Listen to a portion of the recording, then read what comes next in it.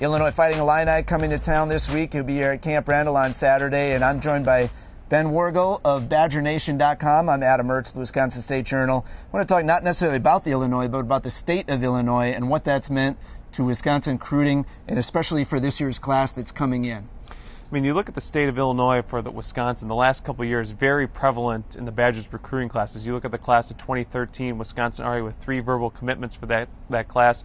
You look at Jack Keeler from Barrington, Illinois, teammates of Dan Volz, prep teammates of Dan Volz. You have Troy Fumagalli from Aurora, Illinois in there. Then the first commitment of the class, Garrett Dooley from Rochester, Illinois. These are kids that Wisconsin finds that Illinois necessarily doesn't recruit very hard. I mean, Illinois went after Dan, they went after Jack a little bit, but Troy was under the radar, Garrett Dooley under the radar. Garrett Dooley was a fascinating story. He went from no contact with Wisconsin to verbally commit within 2-week span in February. So Wisconsin's done really well. I mean, Warren Herring's from Illinois, Dan Volz, like I mentioned, John Budmeyer, Ethan Armstrong, his younger brother Thad. A lot of good kids from Illinois have come to Wisconsin here the last couple of years and provided immediate dividends. What have you heard, kind of the primary reasons of why Wisconsin's an attractive place to guys that are across the border there? Well, especially in the Chicago area. I mean, you look at the drive from Madison to Chicago, it's not that far, and that's one of the big selling points to guys, like James Adianju, like Dan Volz, like Jack Keeler. I mean, it's a far enough away to get the college experience, but it's still close enough to home where if you want to go home for a weekend, spend some time, it's an easy drive. And, it's still the Midwest roots. I mean, it's not a lot different from northern Chicago to Madison, Wisconsin in terms of kind of the environment and different things. And, most kids want to get that college experience. They want to go away from home, but yet they still want to be close enough where if they want a free meal or want to get their laundry done, they can run home real quick.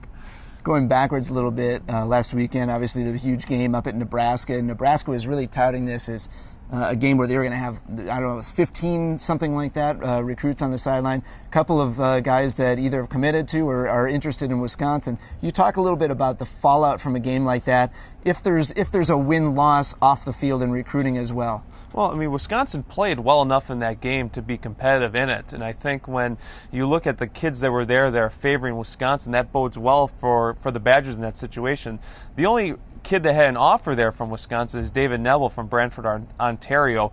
Big kid, 6'7", upwards of 300 pounds, an offensive tackle. What's good for Wisconsin is that David is going to visit the Badgers officially later on this summer for a game. And he was here at camp, got the experience. He did work with Mike Markuson a little bit, so it's going to be interesting to see how he adjusts to new offensive line coach Bart Miller.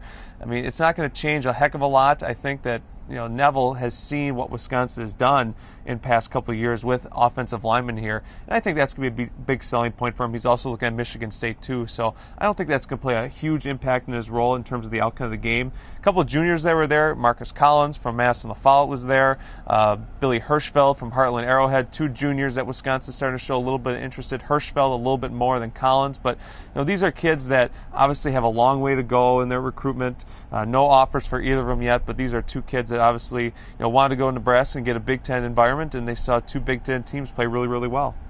Ben Wargo from BadgerNation.com. Thanks for this week's update on recruiting.